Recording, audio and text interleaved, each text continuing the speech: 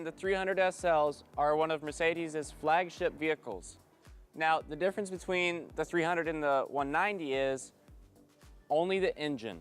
They share the double wishbone suspension, they share the beautiful body, and they share an incredible interior. Now, the 190 was made to be a more accessible version of the 300 since the 300 SL was so exclusive.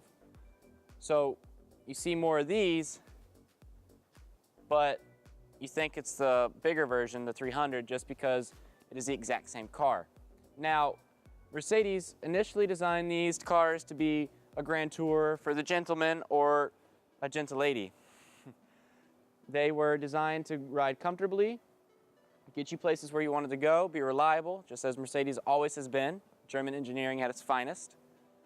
And throughout the years, it's just become one of the most sought after and just beloved body styles Mercedes or any car maker has ever produced. The 190, it's a looker. I mean, just like the bigger brother, the 300, it's got absolutely beautiful rounded lines, an incredible front bumper, and just a swooping back end.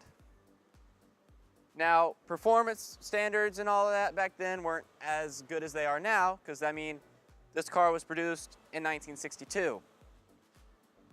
They didn't have the technology we have today. So, this little puppy produces 104 horsepower out of a straight 4. So, it gets where it wants to go. Fast, not so much. Now, this car is a true time capsule. In the 1960s, all they wanted in a car was to get where they were going, to have incredible styling, and to have heritage, even back then. And Mercedes delivered. And even today, the heritage shows through with at least a body line from the original SLs and their new cars today. And that body line, in fact, is the rear fender. Take a look at a new one, and you'll see I'm not wrong. But anyway, back then, people wanted what they wanted, and they got what they wanted. And this is a prime specimen of what they wanted, and this is what they got. Mercedes delivered, and that's why today, they're still one of the most powerful brands in the world, including F1 racing and just selling cars. But it's a Mercedes, you guys. There's not much other than say, heritage screams through Mercedes. 1962, they didn't have all the beautiful carbon fiber and all the plastics to make an engine bay pretty. But you know what? A raw engine bay is one of the most beautiful things that could exist still. Let's check it out. I cannot figure this out. Oh, wait. No, see, I can't figure it out. Oh, there we go. The 1 second I look away. But there you go. That beautiful 62 motor right there for this 190 SL. All right, guys, here we are now in this absolutely beautiful interior. I mean, check it out.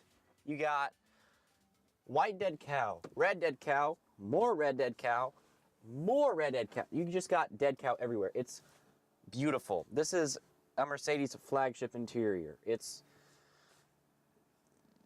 just, when you look at it, you become speechless. You got two beautiful analog dials. You got your speedo and your RPM. You got a beautiful FM AM radio, 1962. technology, surprising, right? FM, AM, wow. And then you also got a little clock on the dash. And you do have heating and cooling, even though the AC doesn't work, and thankfully today it is not too hot. So it'll be wonderful. Other than that, I'd have the top popped off. That'd be awesome. But you got this monster white steering wheel. You got your little gear lever right there. You got 2 comfortable red leather seats, and you got your 3 pedals, obviously, because it's a manual. Now, there's not much to say on an older car interior. You're not going to have that much storage space. You got a massive spot back here behind the seats. You got pretty good leg room, 6'2" headroom. As you can see, it's a little tight, but take the roof off, you got the world above you. But hey, you know what?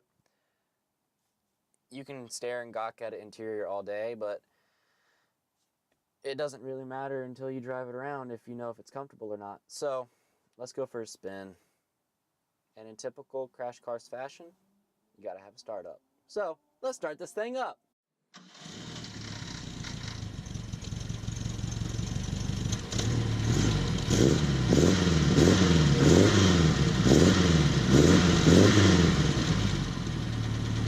So, let's go. Now,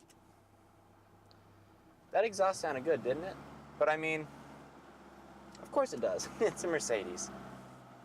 So, I bet not many of y'all were surprised by this, but I do know how to drive a stick. Surprise, woohoo. And here we go. So, obviously being a Grand Tour, it should have a nicer ride. I mean, it's going to be a little squishy and bumpy here and there, but you know what? That's okay, because it's a 62-year model. So, whatever. I can't see out of this thing. Okay, here we go. All right. But anyway, you got massive comfortable seats to sit back in to just chill out, and as you go down the road and, you know, every now shift gears, you can just lean back and relax.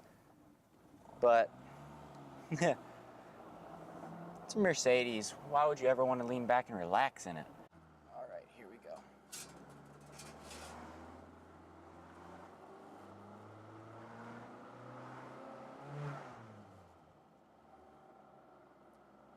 In a second.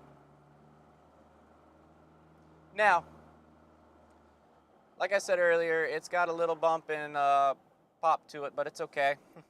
It's an old car. And it drives beautiful. It actually listens to where you want to go. It doesn't have very much play into the steering wheel like you'd expect in an old car, but it's a Mercedes. You're not going to get much fault. As I take it through these turns, it's awesome. It listens. I mean, obviously get some body roll, but that's okay. It's a little car. It's got a low center of gravity, but this thing, it performs really well. It's awesome. Quick downshift.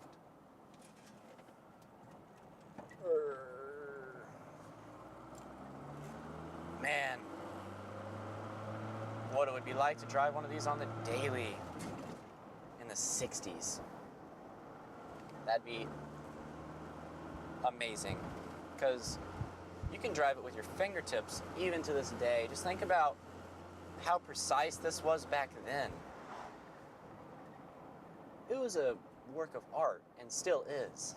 Driving this and just being in true heritage, it's an experience that is hard to explain, but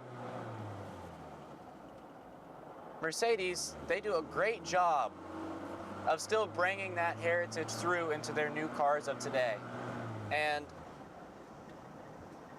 it's absolutely amazing how they do it. I don't know how, but with what they've done, Tesla, wow.